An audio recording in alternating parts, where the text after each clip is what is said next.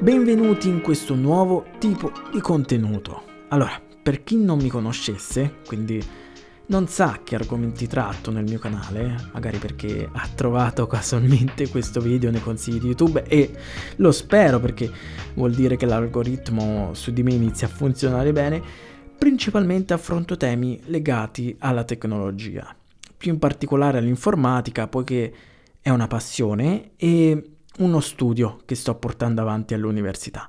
Non è comunque questa l'occasione nella quale mi racconto, ci sarà un'altra puntata riguardo a ciò, perché a mio parere è anche giusto conoscere la persona che eventualmente si può frequentare in questo spazio del web. Perciò parto in quinta per non fare tanti preamboli. Voglio andare subito al nocciolo sul perché ho voluto creare una playlist che contenesse un podcast. Il motivo è soltanto uno, ovvero quello di fornire pubblicazioni più frequenti. Come ho specificato negli ultimi tempi, attraverso messaggi nella sezione community e più direttamente nei video, per costruire quest'ultimi mi occorre avere sempre più tempo. Ormai sia gli argomenti da trattare sia il montaggio del video stesso mi stanno occupando troppo spazio per un'attività che non è ancora per me ufficialmente un lavoro.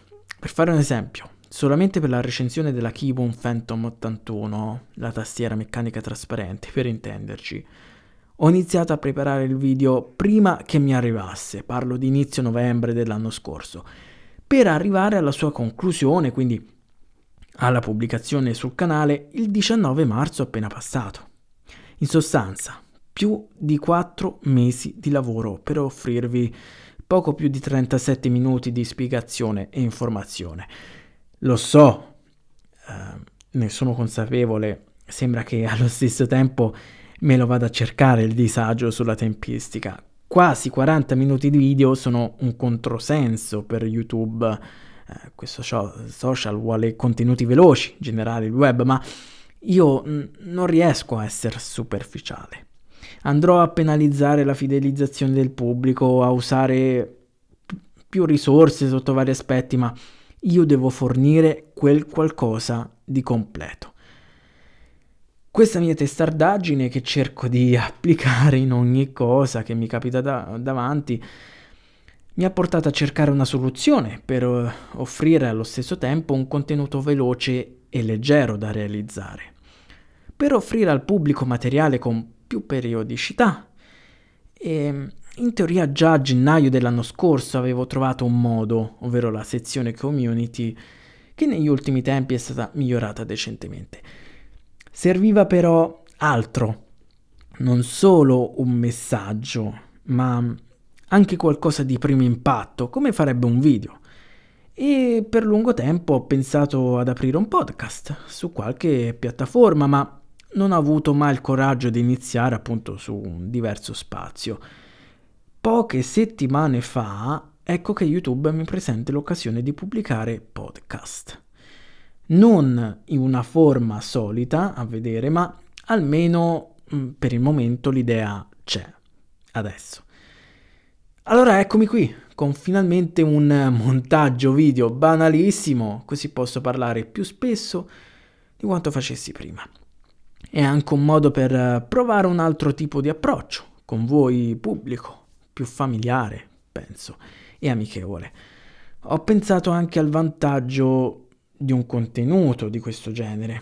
Allora, quasi ogni notte, quando finisco di leggere i manga o guardare la TV, avvio la playlist Guarda più tardi, non so se avete presente, perché lì conservo quei video che mi interessano, metto un auricolare, possibilmente wireless per non aver fastidio coi fili, coi cavi, smartphone logicamente lontano dalla testa e ascolto.